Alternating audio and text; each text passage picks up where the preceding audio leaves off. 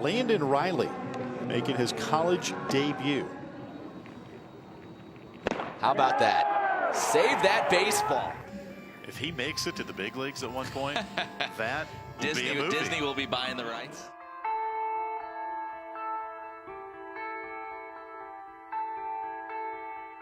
I started playing baseball when I was about 3 or 4 years old. I was pretty small. I was maybe 5'9", 150 pounds when I graduated.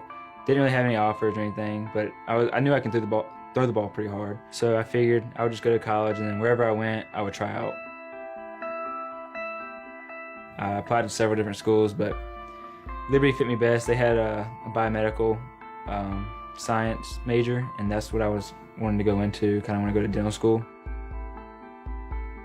Freshman year, I'm here. I'm looking for flyers about baseball tryouts, because I see football tryouts, stuff like that. I'm looking for baseball. I'm walking around. I go to the field every now and then. I see them scrimmaging and practicing, and I'm trying to get in touch with the coaches and stuff, but it just never works out. So pretty much after freshman year, I gave up. I was like, I guess I'm done with baseball. I mean, I'm not going to walk on as a sophomore. There's no need to. But then Landon would hear about an Atlanta Braves open tryout. His expectations were low, but he and a friend decided to give it a shot anyways. The guy there watching, the scout I guess who's watching, he came up to me, he's like, you're probably sitting around lower 90s, but you're probably amped up right now, right? So you're probably usually in the upper 80s. I'm like, yeah, that sounds about right. He's like, all right, nice to meet you. And that was pretty much it. But that wasn't it. His friend would call Landon's old high school coach, Dean Deese, and tell him about the tryout, and that Landon was now throwing over 90 miles per hour. Soon, it was Liberty head coach Scott Jackson's phone that was ringing. Dean Deese is a good friend, and he gave me a call and said, hey, there's a kid on your campus. There's a pitcher that's, that was up to 90 this summer, and he's just going to school there. So there's a kid over here in the dorms just going to school that throws 90. And it's not more like 10 minutes later, Coach Deese calls me and says, you need to call this number right now. Coach Jackson's on his way home from work, and he wants to talk to you. The next step was to get him up here and sit down in the office and just say, hey, if you think you're good enough and you want to be out here, how badly do you want to play Division I baseball? Is it a hobby for you, or is it something that you really think you can do? So one thing led to another. Coach Gaines kind of put a little pressure on him. That you're going to come out here and throw, and you're going to throw a bullpen, and if you're not good enough, then we'll let you know right away. So I left there, and I hadn't thrown baseball since the summer probably, and I had a week to throw a bullpen, and I don't have anybody to throw with. So I asked my roommate John if he'd want to throw with me. He's like, dude, I don't play baseball. I was like, I haven't played baseball since T-ball. And I was like, I just need you to just catch some balls. It's not that big a deal. I need something to happen. So we throw behind the dorms at East.